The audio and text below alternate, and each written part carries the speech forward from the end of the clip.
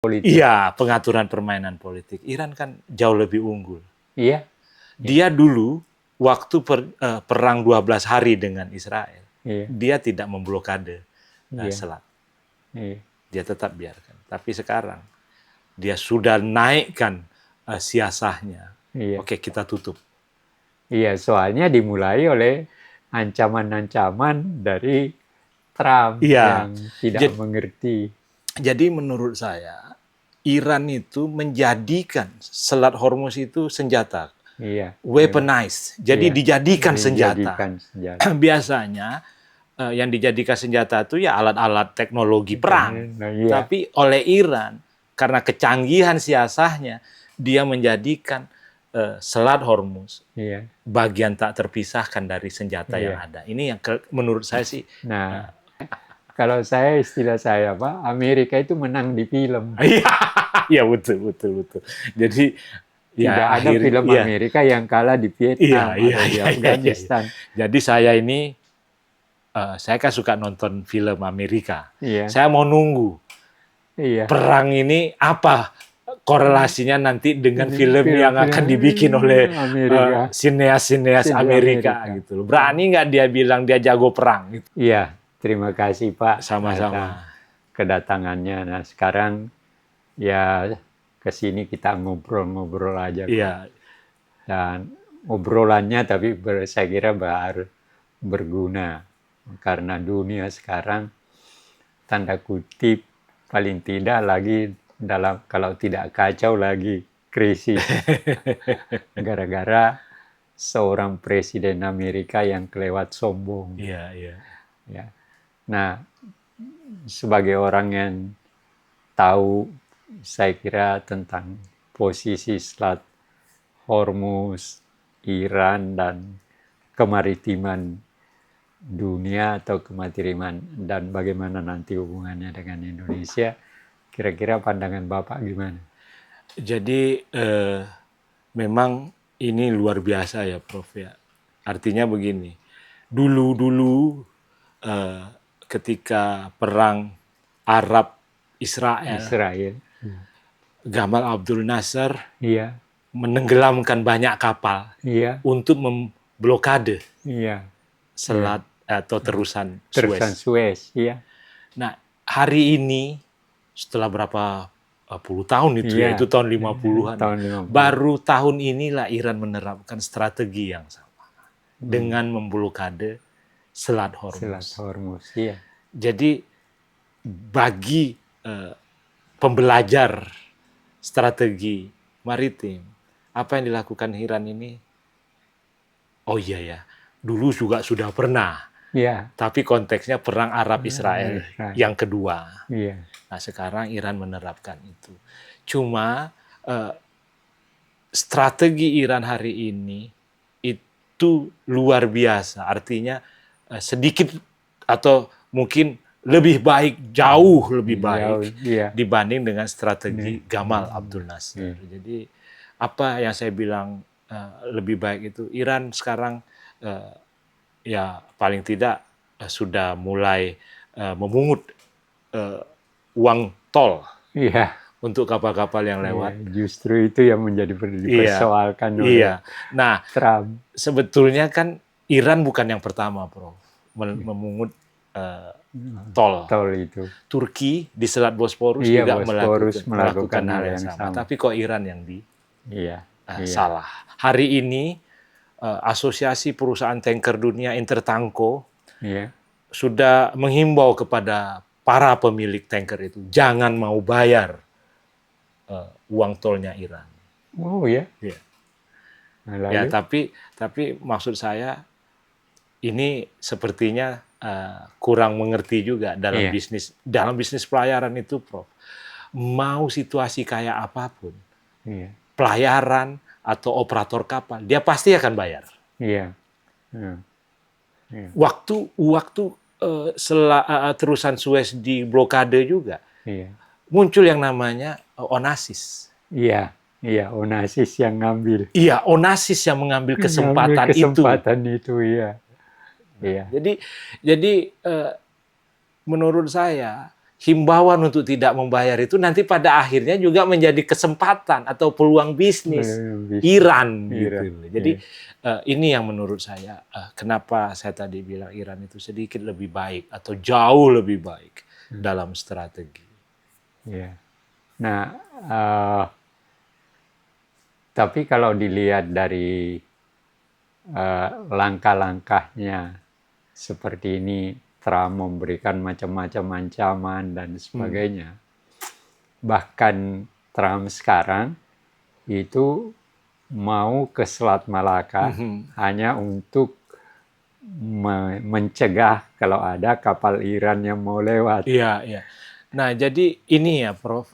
Trump ini menurut saya sudah betul-betul out of mind, kata orang. Iya, iya. Dia hari ini memblokade Laut Arab, Laut Arab, Teluk Oman, iya, hanya untuk membatalkan atau mengimbangi blokade Iran di Selat Hormuz. iya. Tapi yang Trump lupa atau Amerika lupa, Laut Arab, Teluk Oman ini laut internasional. Internasional. Tidak seperti Selat Hormuz Iya. yang 33 km lebarnya itu adalah teritorinya, laut teritorialnya Iran. Iya. Jadi sebetulnya dunia harus mengkritik Trump. Ngapain Anda memblokade laut umum, laut internasional gitu loh. Ini kan bukan lautnya Amerika. Jauh Laut Arab itu dari Amerika. Nah, kalau dia kembali melakukan hal sama dalam artian memblokade Selat Malaka, ini betul-betul pelanggaran terhadap hukum internasional. Itu yang menjadi soal sekarang, Pak. Saya lihat tindakan Trump ini dan memang dia mengakui saya tidak peduli dengan hukum internasional. Iya, betul. Nah, masalahnya dia terlalu sombong karena disebabkan merasa bahwa dia punya kekuatan militer. Betul. Yang terkuat di dunia. Iya, betul. Secara fisik memang iya. Tapi Trump lupa, terkecuali dalam Perang Dunia Kedua, Amerika itu tidak pernah menang perang. Iya, betul. Nggak pernah menang perang. Betul. Vietnam kalah. Iya. Di Asia Tenggara kalah. Iya. Di Laos segala macam kalah. Lalu Afghanistan kalah. Iya. Jadi Trump ini berilusi bahwa dengan kekuatan fisik maka dia tidak akan terkalahkan. Iya, betul. Tapi dalam kenyataannya sebenarnya, menurut saya tidak tahu Bapak, makanya saya tanya. Sebenarnya dalam konteks sekarang, apa yang terjadi sekarang, Amerika itu udah kalah. Betul. Sudah kalah. Betul. Cuma tidak mau mengakui kekalahan. Iya, betul. Tapi dia sebenarnya menurut dugaan saya, dia mencari jalan untuk merasa menang dan menghentikan perang itu. Iya, semacam exit strategy. Exit strategy. Jadi memang saya banyak berdiskusi dengan teman dari kalangan pemerhati, praktisi strategi. Praktisi strategi ini maksudnya ya militer kita lah gitu. Jadi memang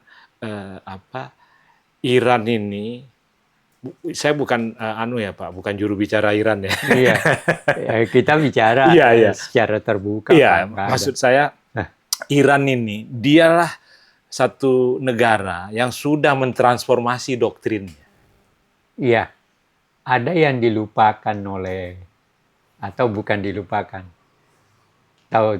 Itu yang mengherankan saya, Pak. Amerika ini kan gudangnya sejarawan. Iya. Ya kan, tentu banyak sejarawan yang tahu tentang Timur Tengah, tentang Iran dan sebagainya. Tetapi dalam penglihatan saya, Trump mengambil tindakan, dan kalau Netanyahu ya karena ini lawannya. Iya.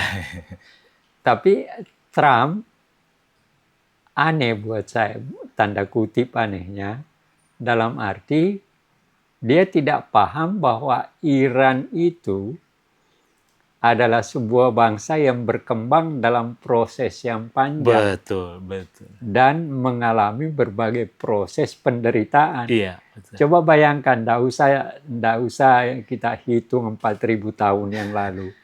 Yang kita hitung saja sejak revolusi. Sejak revolusi 97. 79. Itu saja kita hitung. Bagaimana mungkin dia bisa ditekan selama sekian puluh tahun, sekitar 40 tahun itu, malah dia bisa melakukan berbagai hal, betul. Membuat senjata yang hebat, betul. Yang Amerika harganya triliunan, di sini cuma ratusan juta. Iya kan? Iya. Jadi kehebatan ini yang dilupakan. Betul. Dilupakan oleh Amerika. Jadi kan gini, Prof. Orang sudah bikin drone. Iya. Orang udah bikin drone. Jadi bukan hanya Iran yang bikin. Iya.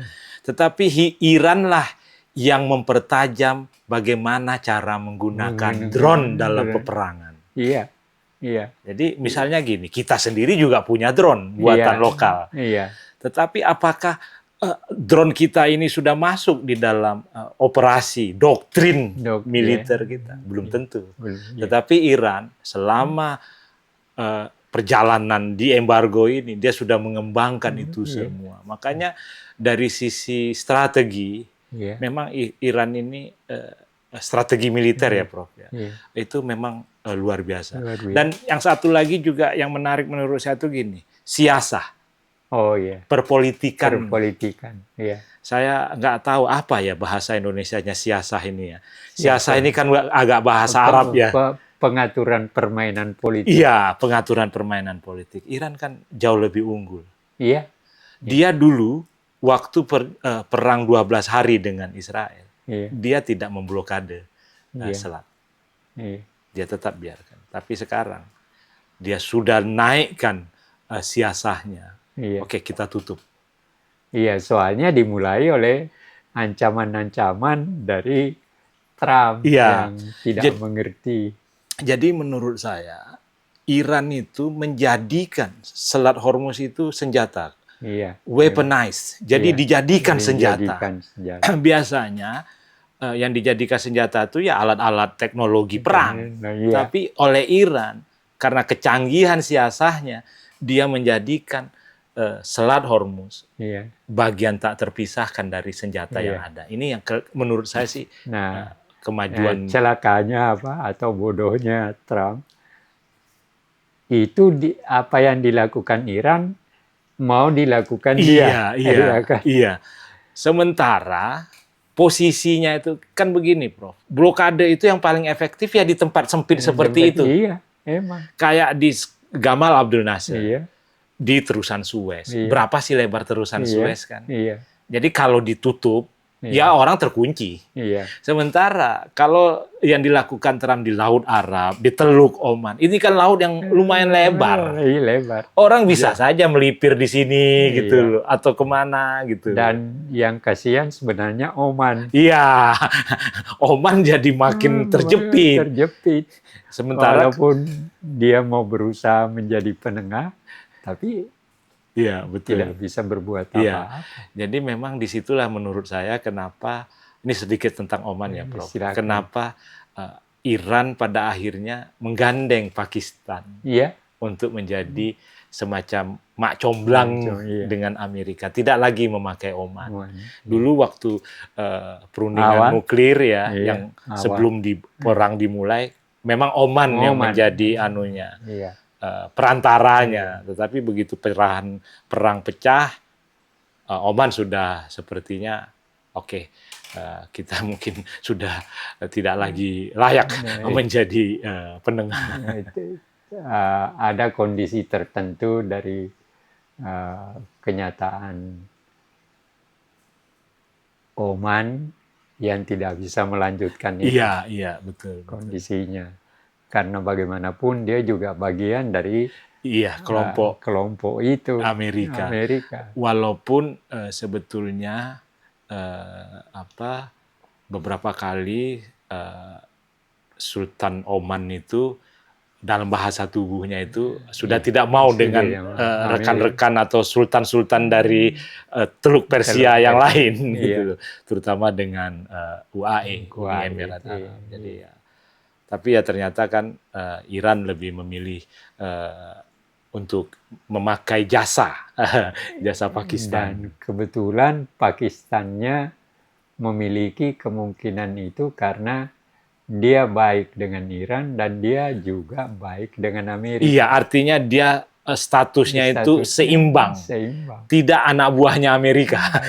Tidak anak buahnya Amerika, bukan dia berteman dengan Iran. Iya, betul. Jadi, nah itu kalau bagi saya sih, Prof, ya, menggambarkan bagaimana lihainya siasahnya Iran dalam perang ini. Nah, saya kira saya melihatnya disitulah pentingnya yang namanya psikologi historis. Iya, betul. Karena saya melihat bahwa Iran justru berpegang pada psikologi historis melawan Amerika. Ini yang tidak dimiliki Amerika. Iya, betul. Yang dikembangkan Amerika adalah aku memiliki kekuatan fisik. Nah, tidak ada yang bisa mengalahkan. Tidak ada yang bisa mengalahkan, semua kapal induknya dibawa. Betul. Tapi ternyata kapal induk juga tidak bisa berbuat apa-apa. Iya, terkunci juga. Malah lucunya begitu dia masuk ini oleh Amerika Iran, Anda berbalik. Kalau enggak saya tembak. Ternyata berbalik juga. Berarti kan memang kalau di dalam dunia peperangan itu adalah jiwa juangnya itu tidak terasah. Iya. Rata-rata kan kalau kita lihat perang Amerika itu kan perang sebentar. Iya. Diajak sama Iran perang berkelanjutan yang tanpa henti, nggak kuat. Iran, Trump bilang paling 1 minggu katanya selesai. Iran bawa sampai lebih dari seminggu.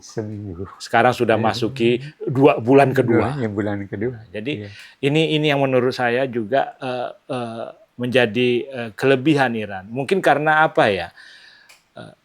Iran ini kan dia punya doktrin militernya itu kan percampuran antara kecanggihan atau kemampuan militer dengan semangat religiusnya. Iya. Itu yang tidak dihitung oleh Bapak, benar itu. Begini, Syiah itu juga merupakan satu hal yang tanda kutip kekuatan Iran. Bayangkan di sekitar seluruhnya itu negeri-negeri Arab Sunni. Itu Sunni semua kan. Dia sendiri yang Syiah. Iya, betul. Terlepas sesama Islam, tapi ada nilai tertentu yang dimiliki oleh Iran dengan kesendiriannya itu. Betul. Dan ternyata itu pilihan yang bagus dalam memompa semangat para tentara Iran. Tentara Iran itu satu tentara yang nggak takut mati. Malah kalau perlu mati gitu loh.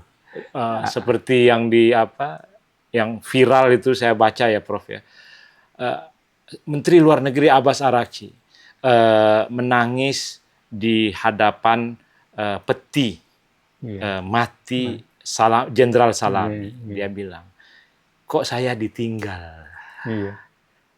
Saya sudah sendirian. Nah, artinya dia tuh nggak takut gitu loh, Prof. Ya kan?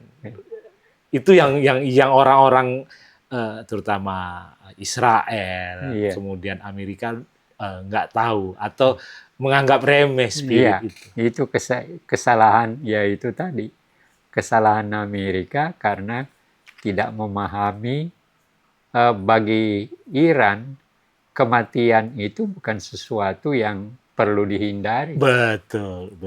betul sekali. Kalau dia sudah Tuhan menghendaki mati, ya Iya, mati. iya, betul, Jadi betul. enggak Nah, ada. ini yang apa ya, Prof ya, menjadi apa ya, nilai lebih Iya. tentara Iran. Dan kelihatannya juga Iran tidak merasa bahwa dia kaya minyak, lalu kalau ada yang menganggap bahwa kaya minyaknya itu nanti bisa dihabisi oleh Amerika, bagi Iran juga ya silahkan aja kalau Iya, Anda mampu. iya, iya, iya. Jadi apa ya? Apa kalau di dalam ini ya, betul-betul ya udahlah kita serahkan saja kepada Yang Maha Kuasa. Iya, iya. Mau Itu, jadi apa kita ikut. iya, itu kodrati aja. Iya, iya. Jadi akhirnya dia lebih genuine. Iya. Ya, kalau manusia dia lebih genuine Iya. tanpa make up. Iya. Ya, akhirnya itu menjadi nilai kekuatannya Iya. gitu. Sementara orang lain berusaha mematut-matut gitu loh. Iya. Itu Pakai kan ini, yang pakai itu. Itu kan yang dengan segala macam omongan kosong dari Trump, Ya, seakan-akan dengan omongannya itu maka semua selesai. iya, iya, iya. Padahal kenyataannya nggak ada satu pun yang selesai. Malah Trump itu kalau kata orang Bekasi ya, pagi kedelai, sore udah tempe. Jadi begitu anunya, labilnya pemikiran Trump, sikap Trump, strategi Trump. Luar biasa. Ya itu yang sebenarnya kalau kita menelusuri, Pak, aneh kan bangsa yang merasa dirinya besar melakukan berbagai tindakan yang justru menunjukkan kekecilan dirinya. Iya, iya, iya. Dan kalau saya baru tahu juga akhirnya Amerika itu ya cemen juga gitu loh kalau kata orang anak-anaknya. Ya segini doang gitu loh. Amerika itu kalau kata salah satu petinggi Iran itu hanya bagus di film Hollywoodnya. Iya. Ya. Kalau istilah saya, Pak, Amerika itu menang di film. Iya, betul. Jadi tidak ada film Amerika yang kalah di Vietnam atau di Afghanistan. Jadi saya ini, saya kan suka nonton film Amerika. Iya. Saya mau nunggu perang ini apa korelasinya nanti dengan film yang akan dibikin oleh sineas-sineas Amerika gitu. Berani nggak dia bilang dia jago perang gitu. Iya. Megalomanianya keluar nggak gitu. Itu yang saya lihat. Ya, tapi kalau berdasarkan kelampauannya kan semua film yang berkaitan dengan Vietnam kan semua ditampakkan bahwa dia menang. Iya, walaupun kenyataannya kalah. Iya. Dan Amerika itu saya teringat pendaratan di bulan itu pun juga dia bikin bohong kan. Jadi Amerika itu sanggup seperti itu gitu. Iya. Untuk mematut-matut diri gitu loh, Prof. Iya. Nah, ini ngobrol lebih lanjut. Kita ini kan wilayah maritim, Pak. Iya. Dan di Asia Tenggara itu maritim. Kira-kira ke depan kalau menurut analisa Bapak, di tengah situasi, sebenarnya kan ada persoalan di Cina Selatan. Iya.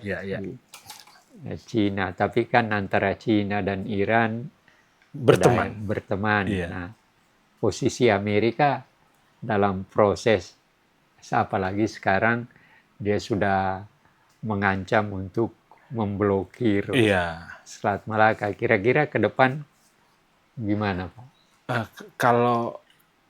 Kalau menurut saya ya, Prof ya, ini tergantung kita. Iya. Tergantung kita.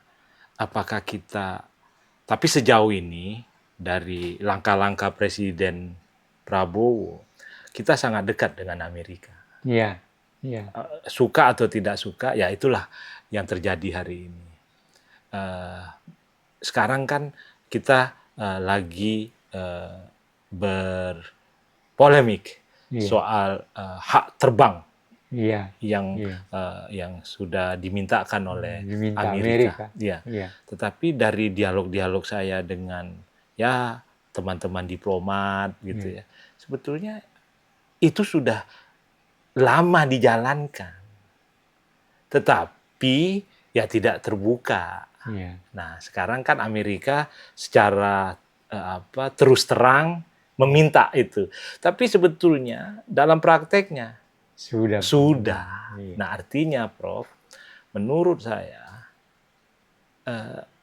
kita ini barangkali sudah bagian dari Amerika. Nah, itu yang masih yang menjadi polemik kita. Iya, nah apalagi terakhir juru bicara Kementerian Luar Negeri Cina, Gao Jiakun itu sudah ya semacam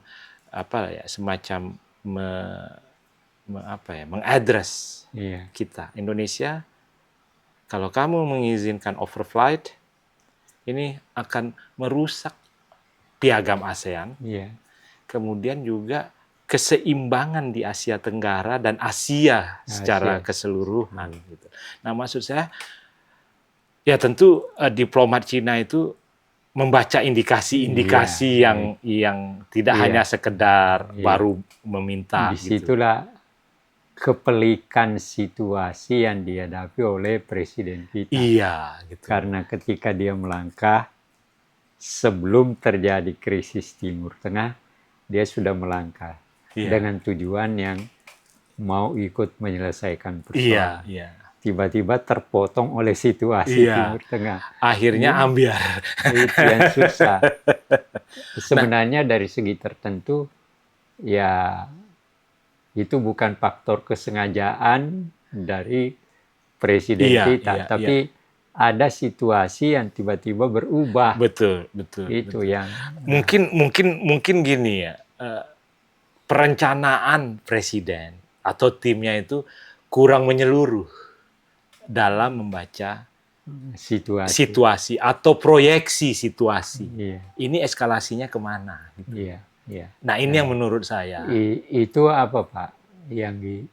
Apa yang Bapak harapkan dari lingkungan Presiden Prabowo adalah kemampuan pemahaman perjalanan. Iya, betul. Dan ada kaitannya dengan yang saya mudah-mudahan Bapak atau masyarakat jangan bosan mendengar bahwa disitulah pentingnya pengetahuan psikologi dan sejarah. Betul, saya sepakat. Kan sebetulnya kita bangsa yang sudah 80 tahun, perjalanannya panjang. Segala macam sudah kita lalui gitu. Tetapi hari ini kan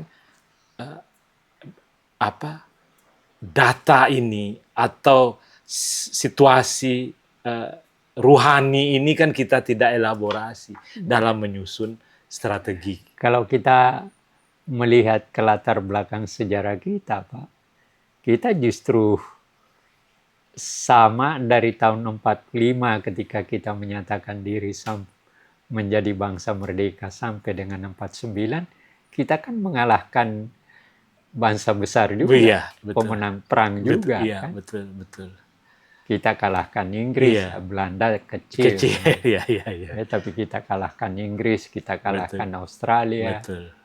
Walaupun, nah di situ kehebatan diplomasi kita juga. Betul. Sehingga ketika itu kan langsung selesai Perang Dunia Kedua, maka terjadi Perang Dingin. Nah disitulah Hatta menggunakan istilah mendayung di dua karang. Dalam arti kata, ini yang kemudian dia dikembangkan atau diistilahkan oleh Bung Karno dengan istilah politik luar negeri bebas aktif. Walaupun dalam kenyataannya tidak pernah terjadi juga. Tidak bebas-bebas amat. Tapi bahwa kita mempunyai sikap, itu harus diakui. Bahwa para pendiri negara ini meletakkan sesuatu strategi tertentu untuk berjalan selanjutnya ke depan. Betul. Nah, ini yang menurut saya mulai, ya mungkin karena sudah masuk generasi baru ya Prof ya, Iya. yang menjadi diplomat atau yang bahkan menjadi menteri, itu kan banyak generasi yang Iya, iya, tidak, itu. jadi dia lupa ini irisan sejarah ini. Gitu. Iya, itu yang memang yang salah satu persoalan, termasuk saya kira Amerika, terkecuali Inggris dan Prancis memang lainnya. Tapi Amerika kelihatannya Trump itu kan generasi belakang. Iya. Dan dia bukan politikus. Iya, iya. Dia adalah pedagang. Pedagang. Dan memasuki arena itu tidak dengan sikap mental tertentu sebagai politikus akan sangat berbeda. Betul. Karena mental pedagang dan mental politikus itu dua hal yang sangat berbeda. 180 derajat. Nah, jadi memang sepertinya itu di kita juga terjadi. Gitu. Artinya banyak pemimpin kita yang juga lupa dengan cerita-cerita yang bahwa kita pernah mengalahkan bangsa besar, kemudian kita juga harus berdiri seimbang. Kemampuan diplomasi kita sangat hebat loh Pak. Iya, antara 45 sampai 49. Iya, betul. Itu baru kemudian sampai dengan 50, 58. Betul. Nah, ketika memasuki tahun 60-an itu dengan Bung Karno dengan dekret presiden, nah mulai terjadi. Dan jangan lupa mungkin ya Prof ya, diplomasi kita juga lah yang membuat Indonesia hari ini sebagai negara kepulauan terbesar. Oh iya, di dunia. Itu hebatnya diplomat kita yang namanya yang dipimpin oleh Menteri Luar Negeri kita. Iya, Juanda. Juanda dan Muchtar Kusuma. Muchtar Kusuma. Juanda itu hanya menandatangani, betul. Yang berjuang di arena itu adalah Muchtar Kusuma. Dan kalau nggak salah juga itu Profesor Hasyim Jalal. Iya, jadi mereka berdua bertiga sebenarnya. Juanda itu hanya menandatangani, melanjutkan ke sampai UNCLOS. UNCLOS itu Muchtar dengan Pak Hasyim Jalal. Nah, begitu majunya diplomasi kita dulu. Kalau misalnya hari ini kalau itu diusulkan mungkin nggak diterima oleh dunia. Begitu anunya kita. Begitu hebatnya orang-orang zaman dulu. Kemampuan. Saya kebetulan kenal baik dengan Pak Hasyim Jalal dan pernah ngobrol macam-macam. Tapi sama anaknya? Sama anaknya saya kenal tapi tidak dekat. Iya, Dino Patijalal. Dino pernah duta besar. Iya, betul. Di Amerika. Dan di Jerman juga kalau nggak salah saya, Pak Hasyim Jalal. Kalau Dino ya di Amerika. Iya. Jadi saya kira, nah ini cerita kita ini sebenarnya Pak, mudah-mudahan didengar oleh masyarakat. Amin. Dan gambaran. Nah, tapi saya kira saya ingin lebih lanjut sebagai orang yang tahu situasi kemaritiman. Kira-kira ke depan gimana Pak posisi kita dengan kita itu adalah negara maritim terbesar. Iya. Kira-kira posisi kita gimana Pak? Nah, jadi gini Prof ya. Kita ini kan negara maritim itu sudah given. Iya. Tetapi yang kita belum bisa, atau ya kalau saya sebutnya gagal, mengkapitalisasi ini. Gitu. Kita berkaca misalnya dengan Iran, dia diembargo 47 tahun. Apa yang terjadi? Lihatlah hari ini. Iya. Kita ini dari zaman tahu kapan, kita sudah negara yang dianugerahi laut yang luas. Tapi apa yang terjadi? Kita nggak punya pelayaran yang mengelilingi dunia. Iya. Sekarang kan pelayaran itu pelayaran asing semua. Iya. Itu yang pertama. Yang kedua, selama kita menjadi negara maritim ini, yang entah berapa puluh tahun atau ratusan tahun, kita tidak memiliki pelabuhan yang setara dengan pelabuhan negeri tetangga. Jadi ada yang kita saya kira itu fakta sejarahnya bahwa kerajaan-kerajaan kita, kerajaan-kerajaan lampau kita memang hanya bergerak di lingkungan. Ya kan. Jadi tidak terbangun. Tidak terbangun ke depan. Ya. Nah, akhirnya Prof, ketika presiden itu datang untuk membangkitkan itu. Ya seperti menggarami air laut gitu. Iya. Presiden Jokowi maaf dengan program-programnya 10 tahun nggak bisa kemana-mana juga kita sebagai negara kepulauan ini. Iya. Justru yang sebenarnya yang harus dipikirkan oleh atau bagian terpenting dari yang harus dipikirkan adalah posisi negara kepulauan kita ini betul. di Asia Tenggara yang dianggap terbesar dan sebagainya. Tetapi yang menguasai Selat Malaka Singapura dengan Malaysia. Iya. Kita nggak punya kekuatan. Kenapa? Ya, kebanyakan kapal-kapal kan berlayarnya lewati Selat Malaka ke Singapura. Melewati Selat Malaka ke Malaysia. Di kita sekali-sekali ke Tanjung Priok. Ada pintu yang lebih di atas di Medan, di Sumatera Utara, tetapi pelabuhannya tidak menarik bagi pelayaran asing. Nah, jadi ke depan, Prof, menurut saya, ya sebetulnya kita udah dikasih banyak waktu sebetulnya. Jadi kalau sekarang kita bilang apa yang harus kita lakukan, kalau saya sih gampang aja, ya udah nggak telat gitu.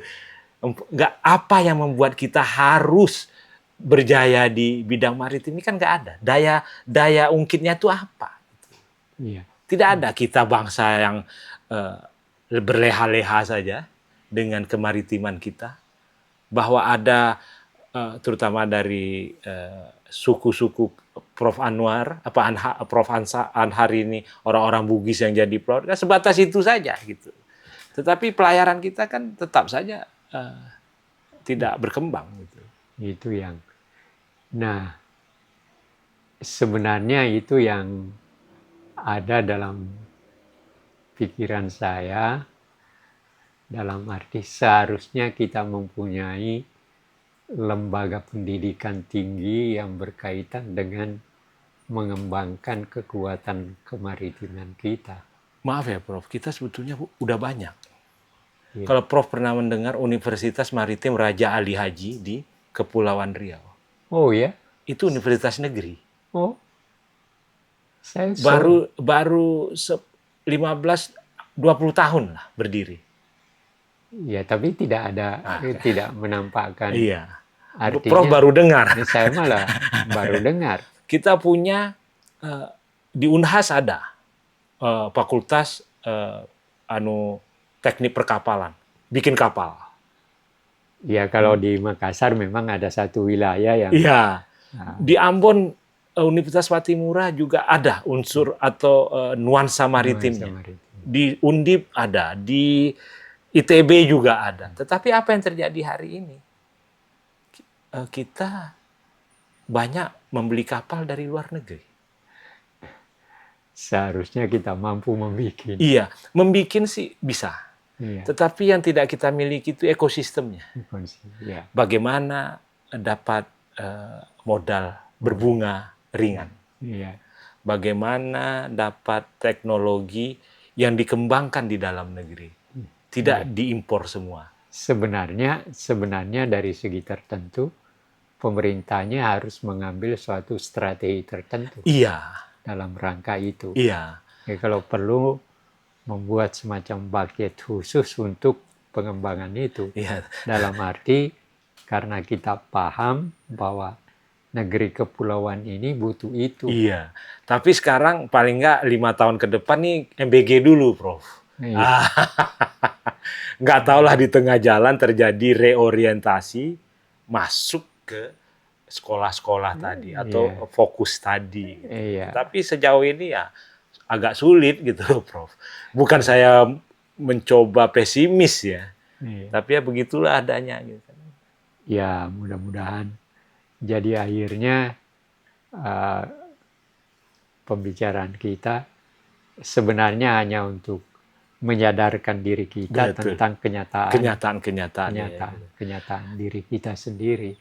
Kita hidup di negeri kepulauan. Kita hidup di lingkungan yang seharusnya memahami lingkungan negeri kita. Iya. Kita harus diakui memang kita kaya. Iya. Ya. Tetapi bagaimana menggunakan kekayaan itu, betul. bagaimana mengolah kekayaan. Iya, betul. Itu yang mungkin ke depan ya kita berharap makin inilah, makin banyak yang sadar di kalangan pemimpin terutama.